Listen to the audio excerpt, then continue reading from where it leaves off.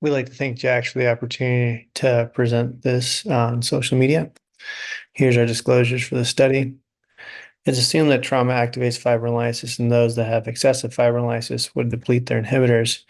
However, by the time patients arrive in the emergency department or get their first blood draw by pre-hospital providers, some patients may have discordant pathways, even though their labs may look the same when they get measured by conventional TAG.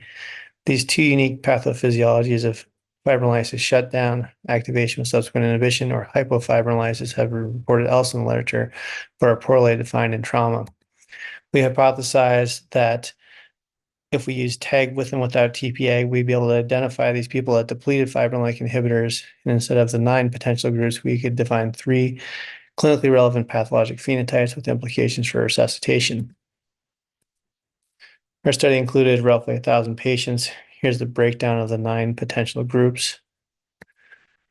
When we looked for the increased risk of mortality compared to people with normal tags with TPA tag and without, we see that those people that have high fibrinolytic activity and sensitivity to TPA, representing true hyperfibrinolysis, have the greatest risk of mortality. Those patients with low fibrinolytic activity but increased sensitivity to TPA were consistent with fibrinolysis shutdown and also had increased mortality. And finally, those people with low fibrinolytic activity but no depletion of inhibitors or lack of sensitivity to TPA tag also had increased mortality compared to a normal phenotype. When we looked at the cause of mortality, you see that the percentage of mortality by cause is different by each phenotype, and importantly, that the TPA-sensitive group represented 81% of all hemorrhage-related mortality.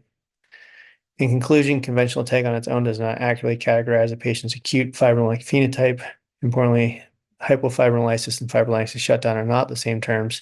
Hypofibrinolysis is a lack of activation of fibrinolysis and not associated with death from bleeding, whereas shutdown is activation of fibrinolysis with subsequent shutdown and has a bleeding tendency related to mortality. Thank you for your time.